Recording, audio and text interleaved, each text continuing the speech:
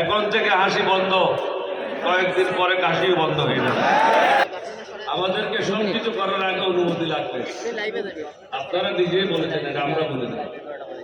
আমরা কেন একত্রিত হয়েছি? সবাই মনে করে জামাত ইসলাম মানে মৌলবাদী। একজন আমেরিকান অ্যাম্বাসেডার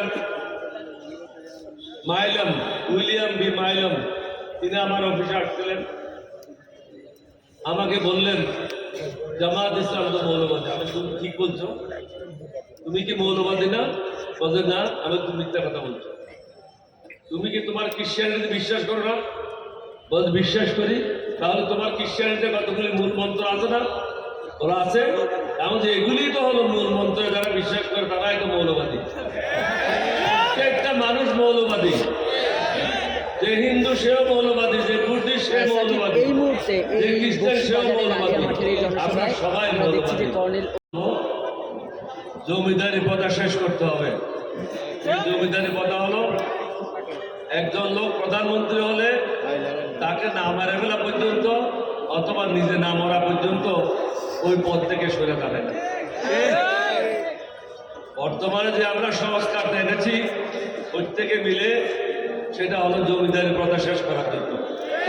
এটা কারো ব্যক্তিগত লাভের জন্য না, স্বৈরাচারীরা যেন আগামী দিনে ক্ষমতায় জেগে বসে না থাকে। আপনাদেরকে অনুরোধ করবো সমগ্র দেশবাসীকে, দেশের ক্ষতি করবেন না। দেশের কথা চিন্তা করেন, নিজের কথা পরে চিন্তা করেন। দেশকে বাঁচান। দালালদেরকে চিহ্নিত করেন, যারা ব্যাংকের টাকা লুট করেছে তাদেরকে চিহ্নিত করেন, চাঁদাবাজদেরকে চিহ্নিত করেন। এটা কঠিন কাজ না। যারা এই দেশের বিরুদ্ধে অবস্থান নিয়েছিল তাদেরকে চিহ্নিত করেন। আজকে যে আমরা এখানে বক্তব্য রাখার জন্য এসেছি, এই সুযোগটা কে করে দিয়েছে? আমাদের ছেলেরা। অকাতরে যারা জীবন বিলিয়ে দিয়ে বাংলাদেশকে তারা স্বৈরাচারের হাত থেকে মুক্ত করেছে। আজকে যারা নির্বাচন করার জন্য মাঠে নেমেছেন, 11 দলের বিরুদ্ধে বলছেন, জামাতের বিরুদ্ধে বলছেন, এই সুযোগটাকে কিভাবে পেলেন? এটা তো আমি বলছি না, ফখরুল ইসলাম নিজেই বলেছে যে আমাদের এই সংগ্রামে কোনো অংশগ্রহণ ছিল না। তাহলে দেশবাসীকে বুঝতে হবে তারা কাদের জন্য কাজ করেছে। তারা ভারতের মোদির ইশারায় কাজ করেছে, মোদির দালাল হিসাবে কাজ করেছে। দালালদেরকে চিহ্নিত করেন।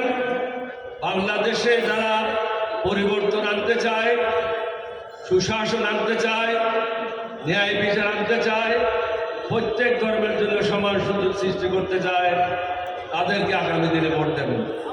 এই এলাকায় যিনি প্রার্থী হয়েছেন তিনি হলেন দাঁড়িপাল্লা।